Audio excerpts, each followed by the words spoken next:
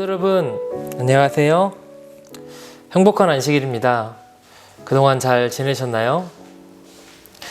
오늘은 그동안 미뤄뒀던 1844년 조사심판에 대한 연구를 다시 시작하도록 하겠습니다.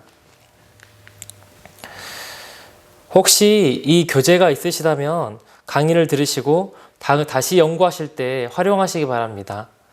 강의에 언급되지 않는 부분이 있기 때문에 사용하시면 큰 도움이 될 것입니다. 앞으로 연구 계획표입니다. 조사심판의 반대에 대한 답변을 1부와 2부에 거쳐 진행할 것이고요. 그리고 조사심판을 통해 나타난 하나님의 지혜를 하고 이 모든 연구를 마무리하도록 하겠습니다. 지금까지 3편의 강의를 들으시고 개인적으로 연구하셨다면 다니엘서 7, 8, 9장에 나타난 조사심판을 주제로 성경 공부를 연구하실 수 있으실 겁니다. 그래서 오늘 이 시간은 1844년 조사심판의 반대에 대한 답변에 대해 다루고자 합니다. 슬라이드를 보시면 조사심판에 대한 반대의 구체적인 이유가 설명되어 있습니다. 오늘은 첫 번째 반대를 주제로 성소정결의 성서적 의미를 연구하여 다니엘서 8장의 성소정결과 레위기에 나타난 표상적 성소정결의 성취가 어떻게 연관성이 있는지 증명하겠습니다. 그러므로 다니엘서 8장의 성소정결과 레위기의 표상적 성소정결이 왜 같은지에 집중하시고 함께 연구하시면 되겠습니다. 아무쪼록 우리가 알고 있었던 진리들이 더욱 새롭게 느껴지는 시간 되길 기도하며 오늘 연구를 시작하겠습니다. 반대자들은 재림교회가 다니엘서 8장을 성소제도와 연관시키는 것은 잘못이며 다니엘서 8장의 성소정결을 레위기의 표상적 성소정결의 성취로 보는 것은 문제가 있다고 비평합니다. 그래서 다니엘서 8장과 레위기 성소 사이에는 어떠한 연관성이 있는지 살펴보도록 하겠습니다. 먼저 조사심판을 하늘에서 일어나는 심판의 관점으로 설명한 다니엘서 7장의 짐승들 사자, 곰, 표범은 모두 부정한 짐승입니다. 그런데 조사심판을 성소정결의 관점으로 설명하는 다니엘서 8장의 짐승들 순양과 순념소는 정결한 짐승일 뿐 아니라 성소에서 드려지는 짐승, 특별히 대속죄일 의식에 사용되는 짐승들입니다. 레위기 16장을 보시면 대속죄일을 위하여 순양과 순념소가 드려짐을 알 수 있습니다. 이것만으로 다니엘서 8장과 레위기 16장이 분명 관련이 있다고 단정할 수는 없지만 어떠한 연관성이 있음은 분명해 보입니다. 다니엘서 8장과 레위기를 이어주는 중요한 연결고리는 다니엘서 8장에서 사용된 용어에서 찾을 수 있습니다. 다니엘서 8장에서 사용된 많은 단어들이 성소봉사와 관련된 단어들로 사용되었는데요.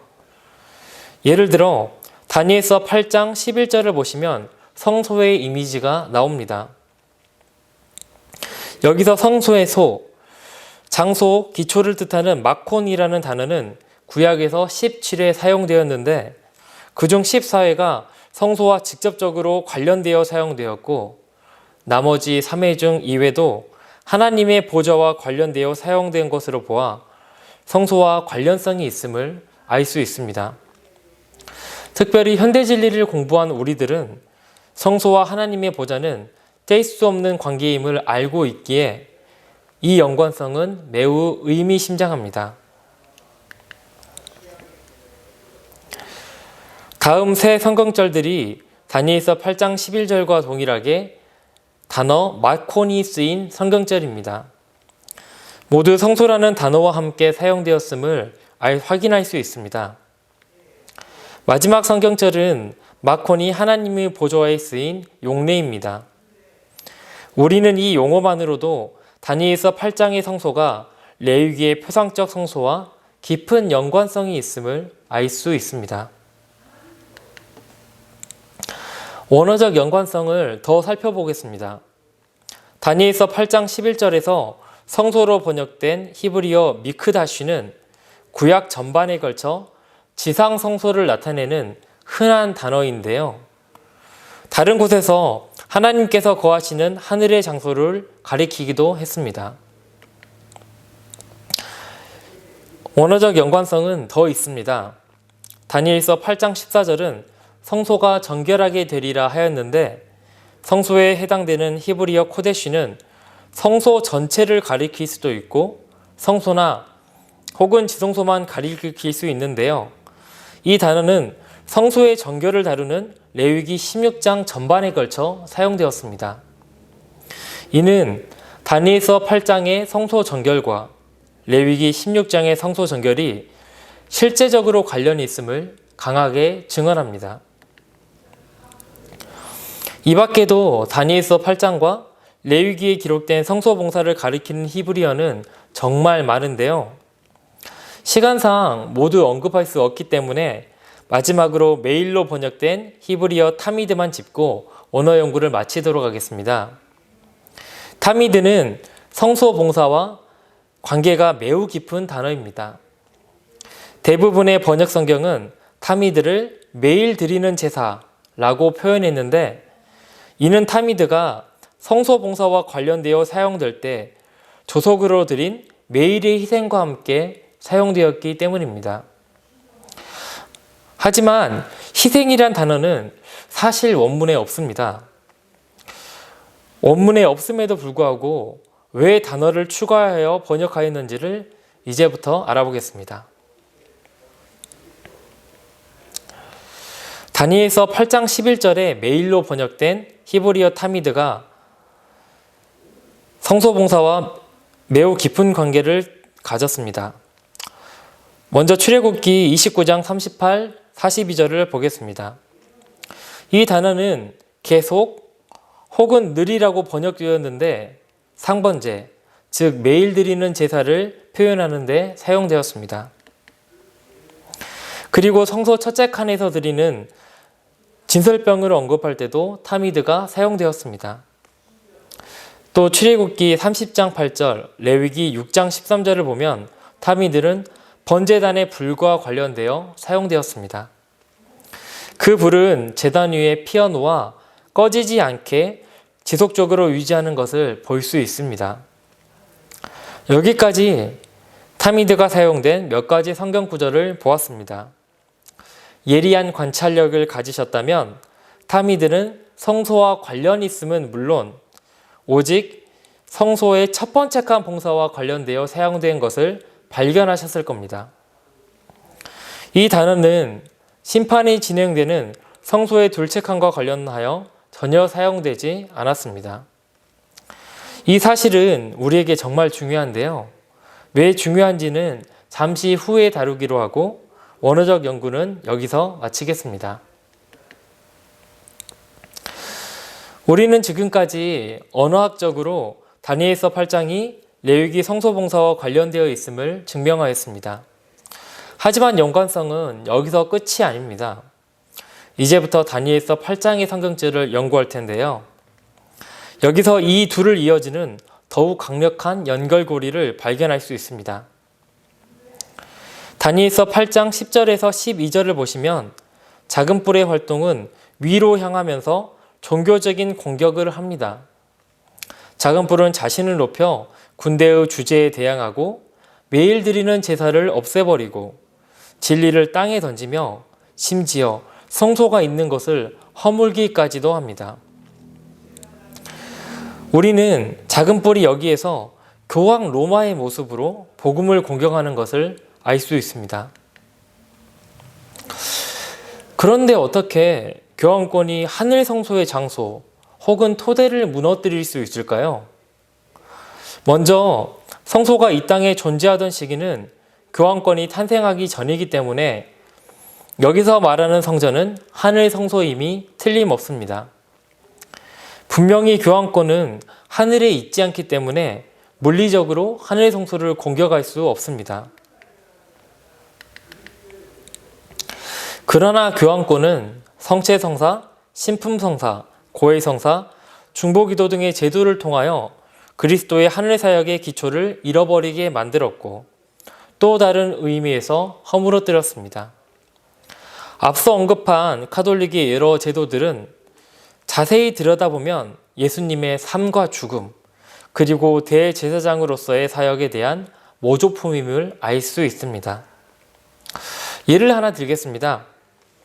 괌에 있는 재림교회 방송국에서는 끊임없이 단파 방송을 송출하지만 중국이나 북한은 교란 전파를 쏴서 자국민들에게 그 방송을 듣지 못하게 합니다. 그들을 위하여 진리를 전파하는 프로그램을 만들었지만 정작 그들은 이런 프로그램을 듣지도 알지도 못하는 것입니다. 이러한 의미에서 프로그램의 기초, 곧 중요한 핵심은 사라지고 빼앗기고 무너진 것이라 할 수 있습니다. 이와 동일한 개념으로 교황권의 사역은 그리스도의 대제사장 사역을 방해하고 있는 것입니다. 우리가 다루고 있는 작은 뿔의 활동은 분명 상징적인 활동입니다. 진리를 땅에 던진다는 표현은 문자적으로 불가능한 일이기 때문입니다. 교황권이 하나님의 성전을 물리적으로 헐지 않았던 것과 마찬가지로 진리를 물리적으로 땅바닥에 던지지도 않았습니다. 11절은 작은 뿔이 군대의 주제에게 매일 드리는 제사를 빼앗았다고 말하고 있습니다. 한 유대인의 성경을 보아도 군대의 주제로부터 매일 드리는 제사를 빼앗았다고 번역하고 있습니다. 군대의 주제는 확실히 예수님을 가리킵니다.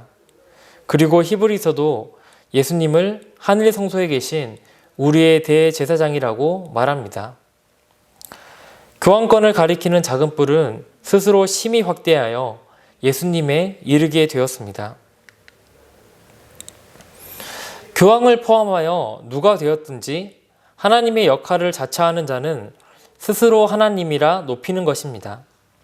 그리고 매일 드리는 제사, 곧 하늘 성소에서 이루어지고 있는 그리스도의 사역은 하늘 성소에서 오직 그리스도께서만 하실 수 있는 특권임에도 불구하고 카톨릭은 대도나 고해성사 같은 거짓 제도를 통해 이를 빼앗았습니다. 이런 의미에서 진리가 땅에 떨어진 것입니다. 이제 우리는 아주 중요한 지점에 이르렀습니다. 왜 매일 드리는 제사만 없애버렸을까요? 우리는 매일을 뜻하는 타미드란 단어가 오직 성소의 첫 번째 칸 봉사에만 쓰여짐을 앞서 연구했습니다. 왜 교황권은 성소의 첫째 칸 공사만 무너뜨리고 왜 둘째 칸의 봉사를 없애지 않았을까요? 하는 의문이 저에게 있습니다. 그 이유는 성소의 둘째 칸인 지성소 봉사는 연중 봉사로 성소가 정결할 때 이루어지는데 그 당시에는 아직 시작하기 않았기 때문입니다. 2300주야가 끝나는 1844년이 되기까지 성소의 둘째 칸 봉사는 아직 시작되지 않았습니다. 작은 뿔의 통치 기간인 1260년 동안 성소의 둘째 칸 봉사를 없애버리지 못한 이유는 그 기간에 그것이 운용조차 되지 않았기 때문입니다. 다니엘서 8장에서 우리는 하늘에 계신 그리스도의 대제사장 직무의 두 가지 측면을 보게 됩니다. 하나는 교황권에게 공격당하는 매일 드리는 제사이고 또 다른 하나는 연중 봉사로 2300주야 끝에 시작하는 두 번째 칸의 봉사입니다. 이때 성소가 정결하게 됩니다. 이제 이 직임을 성소 봉사와 연관시켜 살펴보겠습니다. 다니엘서 8장은 레위기와 연결해서 보지 않으면 결코 그 핵심을 이해할 수 없습니다. 우리는 또한 다니엘서 7장, 8장, 9장에서 예수님을 발견합니다.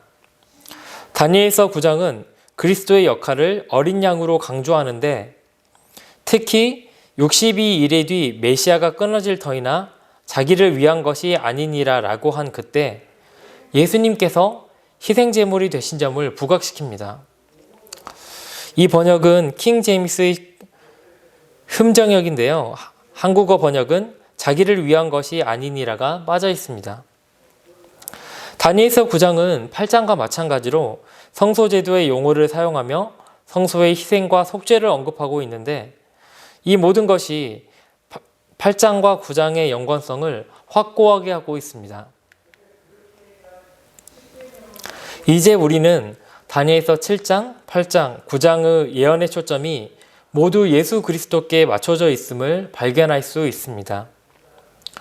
다니엘서 순서가 뒤바뀐 이유는 고대 히브리 사상이 결과에서 원인으로 진행되는 것이지 현대 서양 사상처럼 원인에서 결과로 진행되지 않기 때문입니다.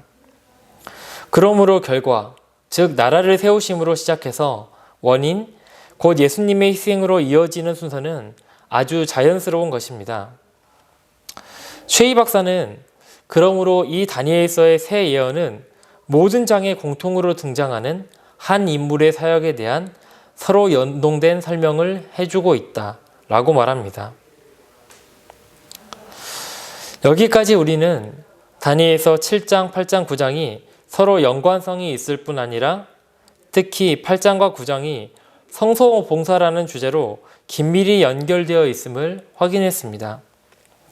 그리고 이 기별이야말로 지린교인들이 1800년도 중반부터 세상에 선포해온 기별입니다. 여기까지 연구하느라 다들 고생 많으셨습니다. 하지만 앞으로도 우리는 진리에 대한 반대에 마주칠 것입니다. 그리고 반대가 거세질수록 더욱 성경을 연구할 수밖에 없습니다.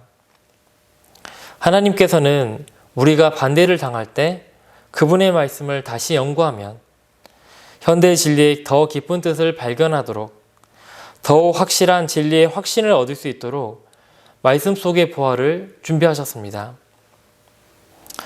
오늘 연구가 어렵게 느껴질 수도 있지만 그 속에서 우리가 주님께서 미리 준비해 놓으신 진리의 깊은 의미를 발견하기를 진심으로 소망합니다.